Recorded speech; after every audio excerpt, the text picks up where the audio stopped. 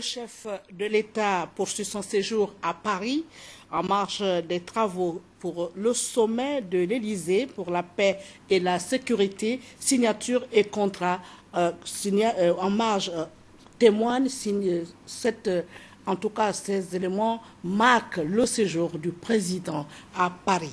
En marge en politique, la campagne électorale municipale et départementale bat son plein. Nous en parlerons dans ce journal. Mesdames, Messieurs, bonsoir. Bienvenue à cette principale édition d'information. Le séjour parisien du président de la République a été marqué par la signature d'un protocole d'accord avec la firme française Telespazio pour son implantation au Gabon. L'initiative s'inscrit dans la dynamique de gestion rationnelle du territoire et des ressources naturelles. L'événement a eu lieu en présence du chef de l'État et de plusieurs autres personnalités.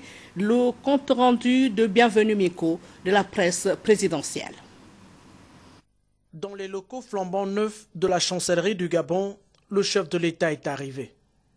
Accueilli par l'ambassadeur haut représentant du Gabon en France.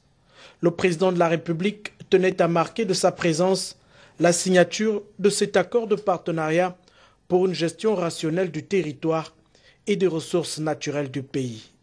Ce partenariat que nous signons aujourd'hui s'inscrit dans la suite logique des accords que nous avons déjà signés. En novembre 2011, avec l'agence spatiale brésilienne DENPI, pour la réception du satellite Cybers 3 et pour le suivi du couvert forestier. En février 2013, avec l'USGS et la NASA, pour la réception du satellite américain Landsat 8 et pour le suivi de la gestion des ressources naturelles d'une manière générale.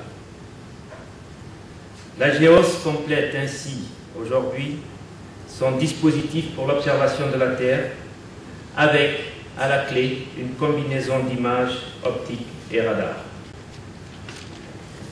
Monsieur le Président, dès août 2014, date à laquelle nous réceptionnerons l'ensemble des infrastructures de l'agence, à savoir une antenne multimission de 7,30 m de diamètre qui permettra de couvrir un cercle de réception de 2800 km de rayon autour du Gabon et qui englobera 23 pays africains et l'ensemble du golfe de Guinée.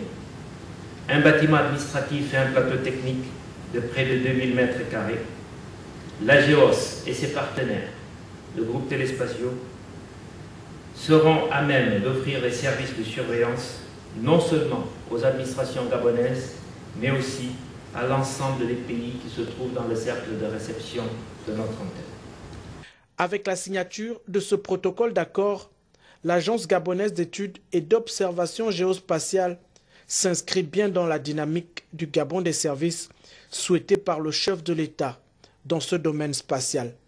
L'implantation d'une Earth Lab au Gabon est une avancée significative dans le développement d'une organisation dédiée au secteur spatial dans notre pays. C'est un concept qui est né d'une vision que nous avons, qui est les services d'observation de la Terre au niveau du spatial ont déjà délivré au monde entier des services extrêmement performants et intéressants, notamment pour la météo, pour la défense. Mais nous sommes vraiment persuadés qu'on a encore une capacité immense de développer et d'apporter au monde entier des services encore plus innovants et encore plus performants avec l'ensemble des capteurs qui tournent autour du globe, voire de nouveaux capteurs que nous allons installer. Étienne Bassard a signalé la capacité de mixer à la fois de l'optique et du radar. Ça nous permet, par la fusion de données, d'atteindre des performances jamais atteintes. On peut même ajouter d'autres capteurs également, infrarouges. Et grâce à ces éléments-là, on peut aller servir des champs d'application qui nous paraissent quasiment infinis. Basé à Toulouse en France, le groupe Telespazio est leader des fournisseurs de services par satellite. Le programme Earth Lab développe des services de surveillance de l'environnement à partir de données satellitaires. L'initiative de ce jour intègre parfaitement le projet Surveillance environnementale assistée par satellite, le projet phare de la GEOS. Le sommet de l'Élysée pour la paix et la sécurité en Afrique s'est poursuivi ce matin. Le chef de l'État a pris une part active aux travaux. Au menu, le partenariat économique et les changements climatiques. Nous retrouvons Bienvenue Miko. Seconde journée pour le sommet de l'Élysée. Aujourd'hui, les 43 chefs d'État et de gouvernement d'Afrique se penchent sur le partenariat économique et les changements climatiques. Au centre des conférences ministérielles, le président de la République multiplie les entretiens avec ses homologues. Les travaux se tiennent à huis clos. En l'espace de 10 ans, la France a perdu la moitié de ses parts de marché sur le continent. Aujourd'hui, François Hollande veut reprendre la main. Le président de la République française propose la création d'une fondation franco-africaine pour la croissance. Financée à hauteur de 20 milliards d'euros, la fondation devrait permettre de doubler en 5 ans les échanges avec le continent.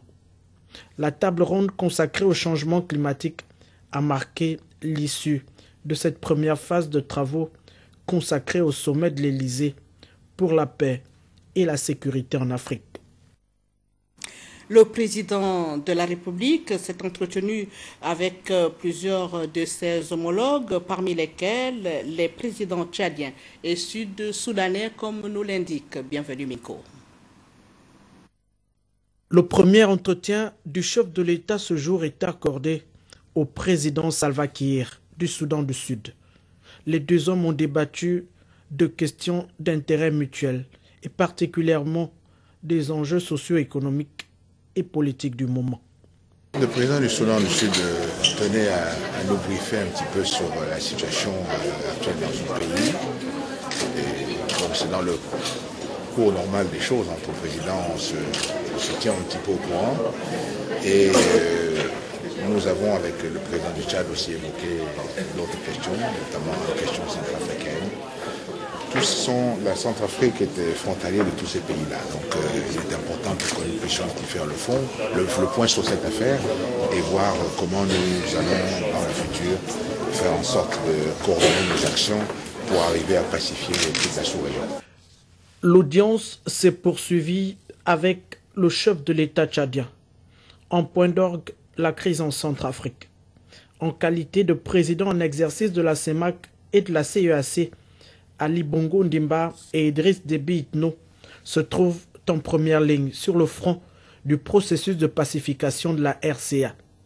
La question est l'objet d'une rencontre informelle des chefs d'État et de gouvernement réunis ici à Paris. Signalons qu'en marge du sommet de l'Élysée, les épouses des chefs d'État se sont retrouvées autour de la première dame de France pour débattre sur la situation des violences faites aux femmes durant les conflits. Sylvia Bongo Ndimba a pris une part active à cette rencontre, comme nous le signale Nick Jocelyn Fouba de la presse présidentielle. Première rencontre des premières dames du continent africain réunies autour de la première dame de France avec pour thème mobilisation contre les violences sexuelles faites aux femmes dans les conflits. Depuis plusieurs décennies, le continent africain est secoué par plusieurs foyers de tension. Ce sont les femmes et les enfants qui payent et qui subissent. En marge du sommet de l'Élysée sur la paix et la sécurité en Afrique, les épouses des chefs d'État ont tenu à taper le poing sur la table. La première dame du Gabon, Sylvia Bongo Ndimba, présente à cette rencontre autour de ses sœurs, a tenu à réaffirmer son engagement et sa détermination à la promotion et à la protection des femmes. Ici, elle a porté haut et fort les combats auxquels elle mène particulièrement au Gabon et à l'extérieur. Après quelques communications et une séance à huis clos, elles ont rendu publiques les conclusions de leurs travaux, des travaux qui ont duré plus de 3 heures de temps. Cet engagement de ces femmes arrive à point nommé car force est de constater que le tableau est sombre. Peu de pays en situation de conflit sont épargnés par ces pratiques. Les femmes sont victimes de ces pratiques actuellement en RCA. Plus de 250 000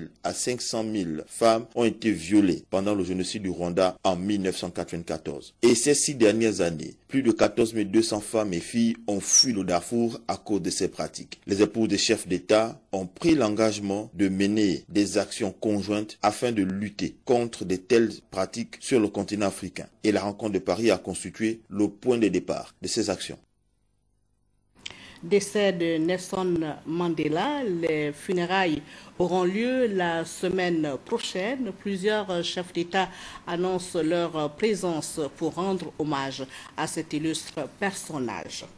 Nous revenons à Libreville suite au préavis de grève déposé lundi dernier par les syndicats de la santé. Le ministre de la Santé, professeur Léon Nzouba, a tenu à rencontrer les différents syndicalistes afin de trouver les voies et moyens pour résoudre certaines des revendications. Reportage Richard Moubioa, Gabriel Guilin, Les Mamies. Après les 48 heures du dépôt de préavis de grève par les syndicats du ministère de la Santé, le professeur Léon Nzouba a tenu à rencontrer les différents syndicalistes afin de trouver des solutions quant à leurs revendications. Quand on dépose un préavis, la loi voudrait à ce que l'autorité réponde dans les 48 heures. Et ce sont ces exigences qui ont été respectées aujourd'hui par la tutelle. Nous avons échangé. Déjà, nous avions des cahiers de charges déposés il y a belle lurette. Et là, le personnel avait l'impression d'un petit ras-le-bol, que les choses n'avançaient pas, parce qu'il manquait un peu d'informations aussi entre nous. Et il a estimé qu'il fallait regrouper tous les syndicats de la santé pour examiner un certain nombre de points contenus dans les différents cahiers de charges.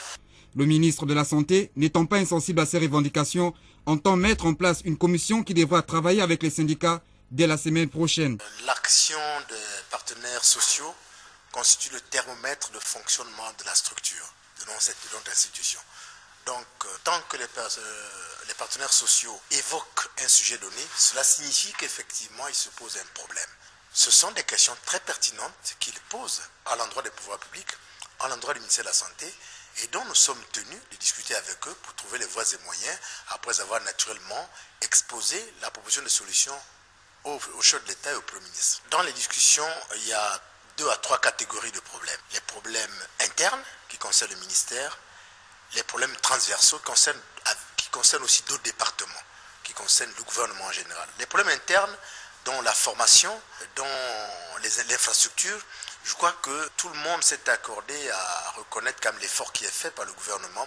Maintenant, les problèmes transversaux, qui concernent, si vous voulez, les situations administratives, leur régularisation, les rappels, l'intégration, ça, nous avons le devoir.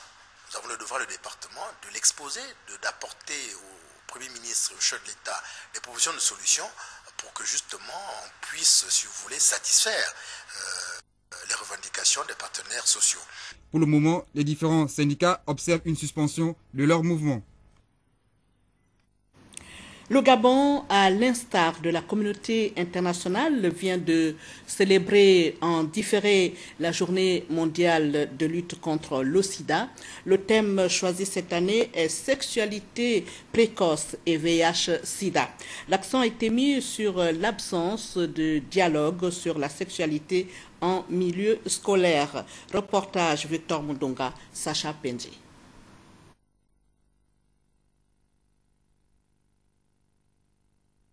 Le 1er décembre marque la journée mondiale de lutte contre le sida.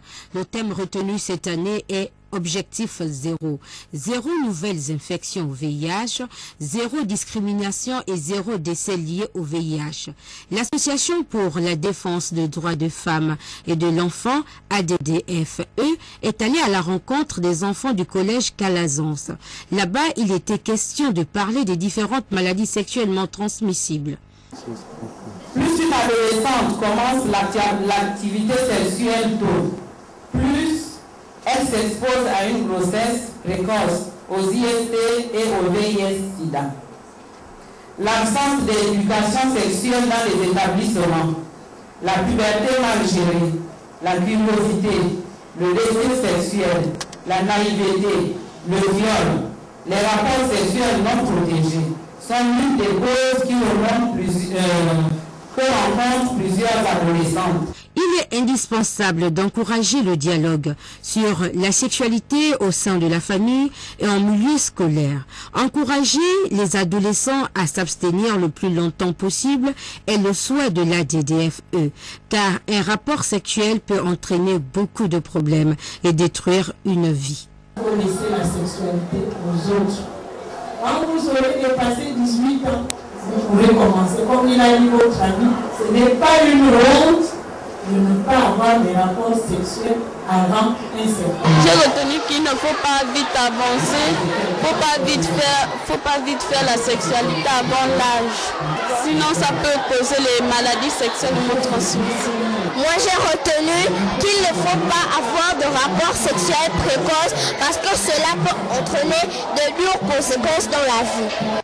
L'objectif de cette sensibilisation est la conscientisation des élèves face à la pandémie du VIH-Sida.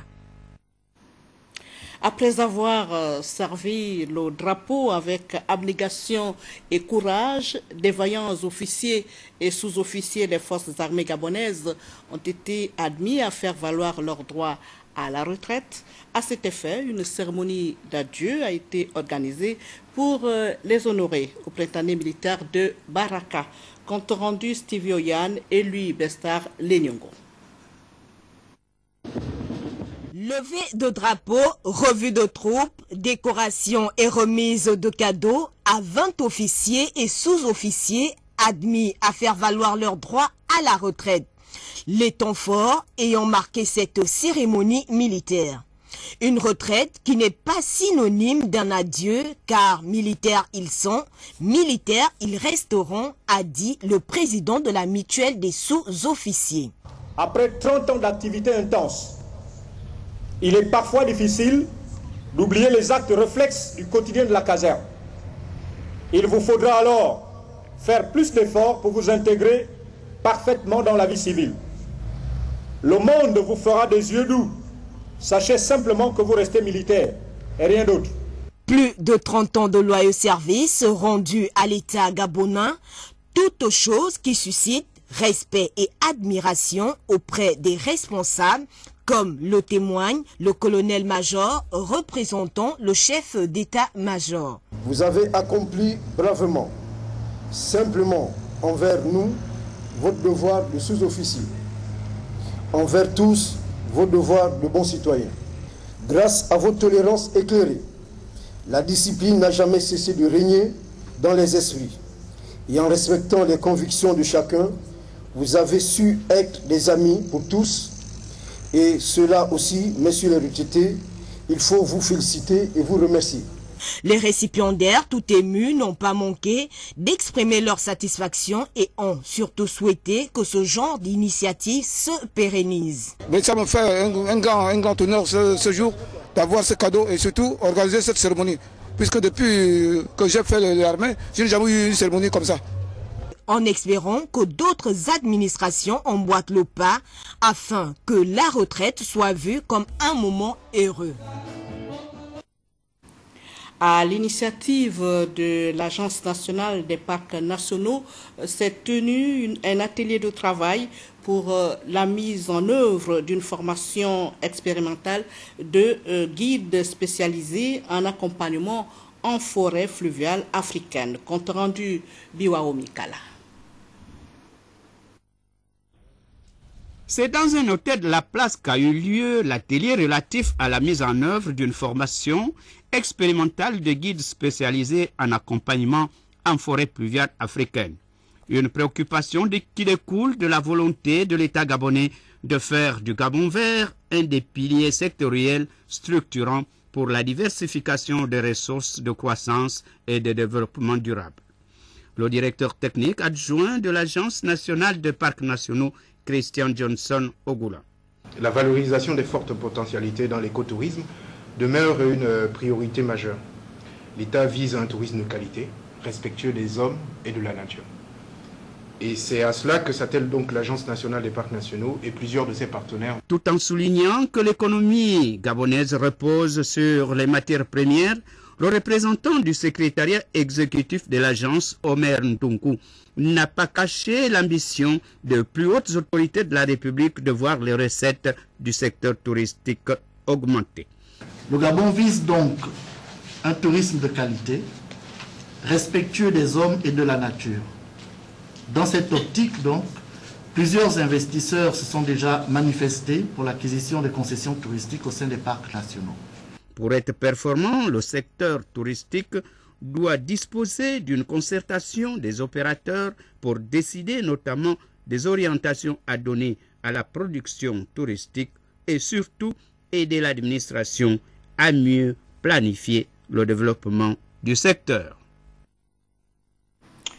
La Convention des jeunes volontaires et l'ONG English for viennent d'initier une tournée promotionnelle du nouveau programme du président américain Barack Obama pour les jeunes leaders africains dénommé Washington Fellowship. C'est l'université Omar Bongo qui a servi de cadre au lancement de cette campagne. Compte rendu Cyril Ngaleko. Parce que l'éducation et la formation restent une priorité pour le président américain Barack Obama pour l'année à venir, que le nouveau programme de leadership en direction des jeunes leaders africains, dénommé Washington Fellowship, a été lancé, puisque devant réunir près de 500 jeunes entrepreneurs et leaders africains au pays de l'oncle Sam en 2014. Ici, à l'université Omar Bongo, l'objectif visé par la Convention nationale des jeunes volontaires et l'ONG English for All, dont fait partie Dioumi Mubasango, est de promouvoir ce programme afin que tous les jeunes Gabonais répondant aux critères puissent y participer. Être âgé de 25 ans à 35 ans, résidant dans un pays de l'Afrique subsaharienne, parler et écrire correctement l'anglais et avoir démontré un leadership entrepreneurial ou associatif. Rappelons que ce n'est que uniquement en ligne que les candidatures au programme peuvent se faire. Le Washington Fellowship mettra l'accent sur les domaines stratégiques comme la gestion administrative, l'entrepreneuriat et le leadership civique. Religion, fête de la moisson, culte annuel d'action de grâce pour la reconnaissance au Seigneur. Organisé par les églises charismatiques, l'un des organisateurs s'exprime au micro de Cyril Ngaleko. Que l'Éternel a bien voulu établir comme prescription à Moïse son serviteur. Dans le livre d'Exode 23 et dans Deutéronome 16, vous avez les différentes explications des 7 fêtes de l'Éternel. La moisson est une fête comme toutes les autres fêtes de l'Éternel que Dieu a établie pour se voir célébrer par ses enfants, par ceux qu'il a choisis. C'est en fait Dieu qui a bien voulu que après nous avoir donné la semence, la semaille, après que l'on ait sémé et que cela ait produit, que l'on puisse retourner avec ce qu'il a moissonné pour le célébrer, pour lui dire merci. Demain, effectivement, il y aura la prédication, donc nous allons prêcher la parole de Dieu, il y aura aussi l'enseignement et il y aura des déclarations prophétiques. Chaque année, Dieu nous donne une parole qui vient pour apporter un point focal sur tout ce qui va se faire sur l'année. Et cette année 2013, Dieu nous a dit que 2013 c'est l'année de toute la grâce, les grâces divines. Et donc 2014, c'est le dimanche 8 que nous allons déclarer, libérer la parole prophétique de l'année 2014. Alors nous disons aux uns aux autres, venez manifester la reconnaissance et c'est gratuit. C'est une fête, une salle que nous avons choisie qui d'habitude est une salle qui est utilisée pour les mariages, pour des grands événements. Et nous avons voulu que ce soit un grand événement. Alors nous avons pris la salle de la montée de l'huile étoile d'or, donc à l'étoile d'or de l'huile, et c'est là que nous allons célébrer. Les fidèles de l'église catholique de Boué, dans le département de la Lopé, ont célébré dans la joie et l'allégresse la consécration de la chapelle de Bissau Bilam, dirigée par Monseigneur l'archevêque de Libreville, Basile V. Engon. Compte rendu, Eric Mokoko Biwao Mikala.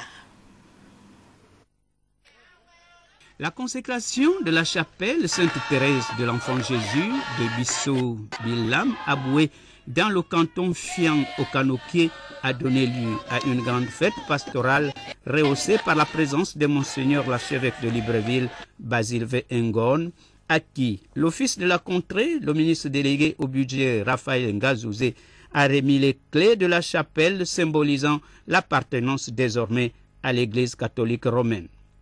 Comme en pareille circonstance, l'initiateur du chantier a fait l'économie de cette réalisation. J'éprouve présentement une pensée pieuse, celle des mamans de ce village et ceux des papas de ce village, bien entendu, à qui le Seigneur n'a pas permis de vivre ce moment avec nous. Paix à leurs âmes. Cette réalisation est le fruit d'un idéal. Cet idéal est fait de douceur, d'humilité, d'un sens profond de Dieu et de l'engagement à servir tous mes frères et sœurs, tels Saint François d'Assise ou Sainte Thérèse de l'Enfant Jésus, de vrais disciples du Christ. Avant de célébrer le culte, dont l'homélie était axée sur la foi, Monseigneur l'archevêque de Libreville a béni la chapelle. Que Dieu vienne nous sauver. Voilà le fondement de notre confiance. Nous avons une vie forte. Le Seigneur nous protège, comme l'a dit Isaïe dans la première lecture. Le Seigneur construit la paix pour nous, pour notre communauté, pour chacun de nous. Et nous devons, à notre tour, devenir des ambassadeurs de la paix dans notre milieu de vie. La citation des paroles de François d'Assise par le pape Jean-Paul II, reprise par le ministre délégué au budget, rappelle à tout chrétien sa disponibilité vis-à-vis de Dieu et de son prochain. Seigneur, fais de moi un instrument de ta paix. Là où se trouve l'offense, que je mette le pardon. Là où se trouve le doute, que je mette la foi. Là où se trouve le désespoir, que je mette l'espérance. La page politique à présent, la campagne des élections municipales et départementales bat son plein. Dans le 3e arrondissement de la capitale, Laure Olga Ngonchou, tête de liste du PDG, sillonne les quartiers pour convaincre les populations les plus indécises. Le compte rendu de nos confrères de TV2. Liste du Parti démocratique gabonais, conduite par Laure Olga Ngonchou, se veut dynamique et sereine.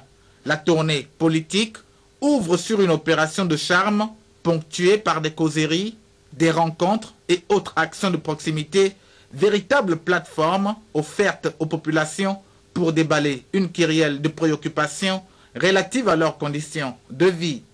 Nous ne pouvons pas attendre ce que le gouvernement va faire. Le gouvernement fera. Mais qu'est-ce que nous-mêmes, nous-mêmes habitants du 3e, particulièrement d'Akébé-Ville, qu'est-ce que nous faisons pour notre quartier? Ça passe par une chose, la première et la plus importante. C'est que le 14 décembre, vous votiez la liste PDG. 2 jours de campagne, c'est 48 heures de communion partisane, d'échanges francs et sincères au sein des fédérations, des comités et des sections du 1er et du 2e siège du 3e arrondissement. Face à sa base électorale, la tête de liste a redéfini son ambition pour un 3e arrondissement convivial. Nous, notre programme, c'est Libreville demain qui commence aujourd'hui. Le 3e arrondissement, nous voudrions améliorer le cadre de vie. Nous pensons qu'il faudrait là mener des partenariats, pas simplement avec les nations, mais avec également de grandes enseignes qui puissent s'établir. Malgré la nuit et le temps peu favorable, les militants et militantes se sont mobilisés massivement afin de découvrir l'ensemble des colistiers. La présentation s'est faite sous le regard veillant des honorables Jean-Claude Simenpougou et Vincent De Paul Ngonchou. Dans le même cadre, l'Union pour la Nouvelle République vient d'effectuer une sortie dans la province du Haut-Ogooué à Franceville, où le président Louis Gaston Maïla a procédé à la présentation de sa tête de liste. TV2. Sans une ambiance à frôler la frénésie généralisée, Pour le président de l'UPNR, Louis Gaston Maïla et sa délégation, un seul objectif, mettre en place des hommes capables de se battre afin de ratisser large au lendemain du 14 décembre aux différentes mairies d'arrondissement de la commune de Franceville. Je voudrais ici féliciter la tête de liste, le candidat, notre nouveau communal, notre frère, notre compagnon.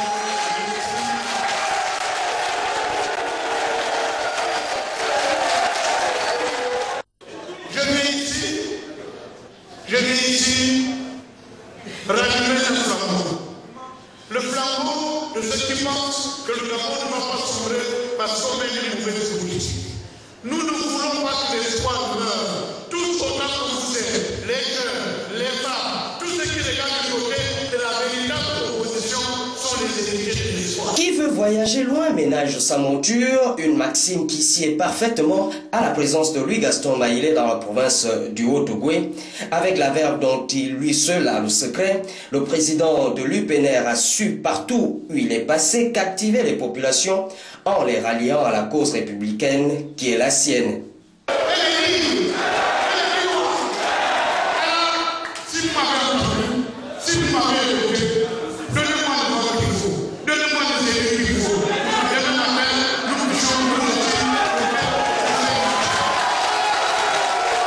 C'est avec le cœur serré que la délégation de l'UPNR a quitté la salle des fêtes de la ville de Franceville pour Koulamoutou. En lançant la campagne des locales au 3e arrondissement de Libreville, le président fondateur du Cercle des libéraux réformateurs, tête de liste, a de son côté mis en exergue le sens du partage pour l'amélioration des conditions de vie de certains habitants de la capitale. Joseph Biyogué, Biwao Mikala.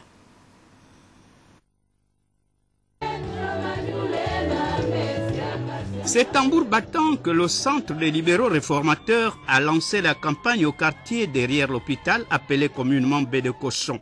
Un choix symbolique signifiant la préoccupation du CLR de voir les conditions de vie des habitants de ce quartier s'améliorer s'ils prennent les rênes de la mairie de Libreville. C'est pourquoi, dans son intervention des circonstances, Elio Nzondo a insisté sur le bon choix. Vous les électeurs, vous êtes des belles femmes que tout le monde vient cotiser. Chaque met tout l'argent du monde. Ça c'est le premier dragueur. Le deuxième dragueur vient te dire, moi, je n'ai que mon cœur à t'offrir. Ce cœur soutenu par les deux mains. Et ce cœur soutenu par les deux mains, pourquoi? Parce que c'est le cœur qui vous donne la vie et ce sont les deux mains qui travaillent pour nourrir le cœur. Quant à la tête de liste, au 3e arrondissement, le président fondateur du CLR, Jean-Boniface Asselé, il compte sur le soutien massif des électeurs pour prendre la mairie de Libreville.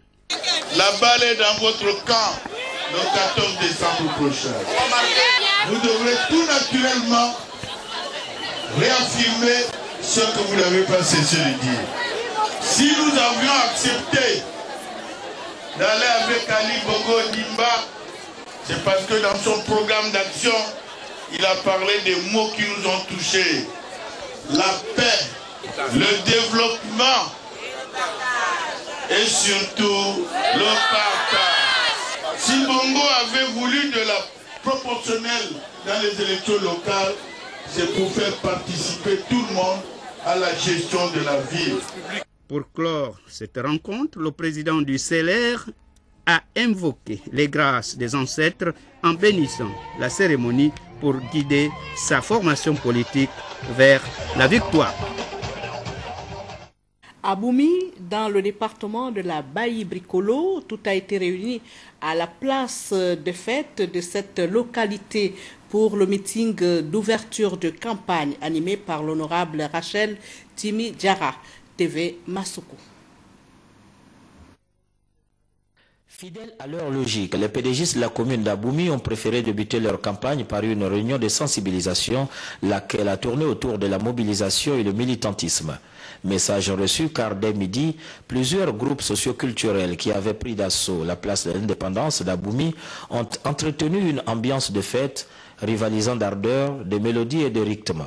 Traduisant des faits, par la parole et la force des mots, leur souhait de voir la liste du PDG, conduite dans la commune d'Aboumi par Rachel Ntimediara, sortir victorieuse de la course au local 2013. Les différentes motions de soutien prononcées par les représentants des femmes, des hommes et des jeunes ont loué l'œuvre colossale de construction nationale du président Ali Bongo Ondimba. Dans un message véhiculé en langue Obamba, le conseiller Jean Bosco Njunga a déclaré qu'Aboumi va retrouver progressivement son image d'antan. Et pour qu'un tel projet voie le jour, il va falloir que les populations d'Aboumi renouvellent leur confiance au candidat du PDG. Ensuite, Rachel Ntimediara a usé des formules et des proverbes puisés dans le fonds culturel altogovéen pour persuader l'électorat à voter massivement sa liste pour une victoire cash. Notre commune a besoin du renouveau et moi, Rachel Ntimediara, candidate de liste PDG à la commune, je vous demande d'adhérer au plan stratégique Gabon émergent PSG. Après cette communion avec la population de la commune, Rachel Ntimediara a organisé une marche pour la victoire du PDG, encadrée par un cordon de jeunes gens vêtus de t-shirts. Le cortège s'est ébranlé sous la clameur de la foule et les battements des mains avant de s'arrêter au siège de l'association Kugankono, où le directoire de campagne s'est proposé de sillonner les différents quartiers d'Aboumi. Le dialogue, c'est la stratégie de campagne de proximité des candidats de la liste PDG dans le département de la Basse-Bagno. À Mayumba, Étienne Dieudonné Ngoubou a échangé avec les notables et les femmes, comme nous l'indique Isabelle Bekale. Sur le terrain de la conquête des voix, la visite aux populations de Mayumba par Étienne Dieudonné Ngoubou, fils de la localité, a amené les notables à se révéler sur les attentes profondes qui peuvent conduire à leur soutien militant. Un soutien unique, prononcé ici par une icône de la notabilité de Mayumba, qui, comme un mot d'ordre citoyen, a appelé à l'attachement des militants et des militantes du Parti démocratique gabonais pour ainsi voir la poursuite des projets de développement. Nous voudrions donner toutes nos balles à celui qui est au centre. Si nous lui donnons rien, comment va-t-il marquer le but? C'est nous. Nous allons nous aligner. C'est en ligne serrée pour le PDG. Le PDG est un grand parti. Celui qui a fait de nous ce que nous sommes, nous tous. Donc, personne ne peut tourner les dos au PDG. À Mayumba, hommes et femmes sont rassurés. Avec leur fils candidat, le message est alors passé pour donner une victoire confortable à la liste conduite par Angélique Ngoma. On parlait du pont, Au jour d'aujourd'hui, le pont est là. La route est là. L'hôpital est là. Au terme de la rencontre pour organiser le cadre de retrouvailles et des élections, Étienne Dieudonné Ngoubou invite à des concertations constantes pour asseoir la vie du parti dans la localité.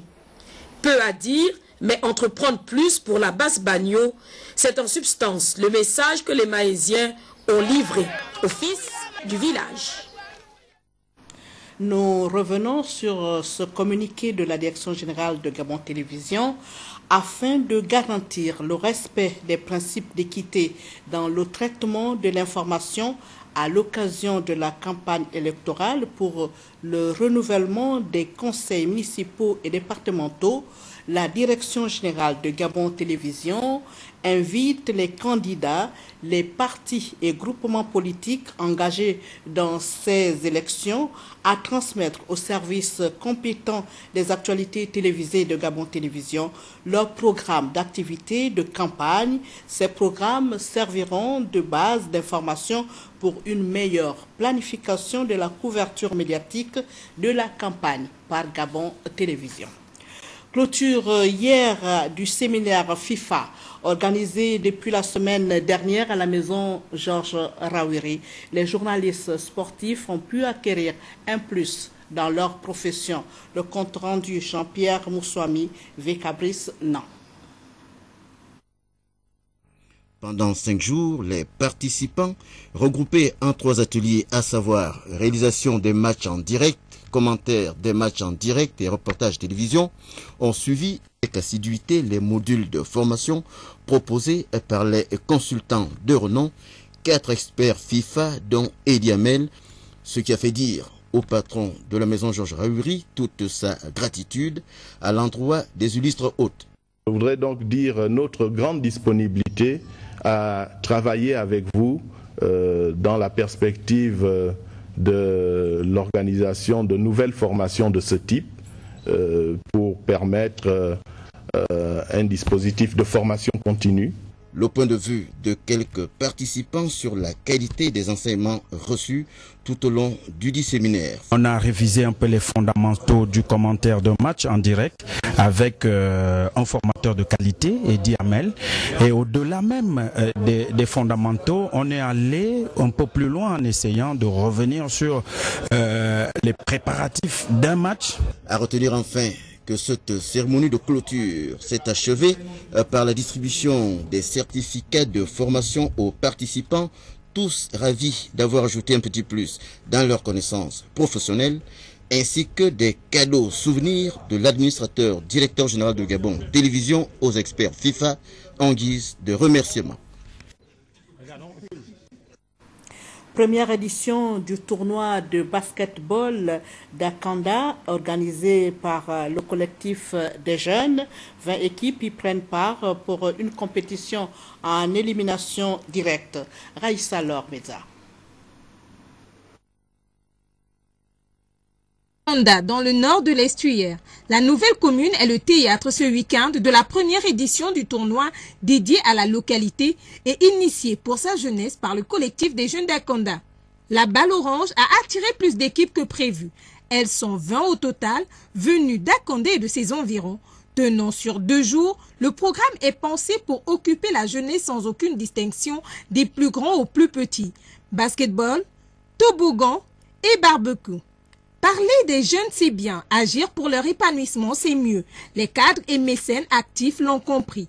Ainsi, jusqu'à ce dimanche, au stade Père Broutier, aux côtés du collectif, ils unissent la jeunesse akandaise autour d'un idéal.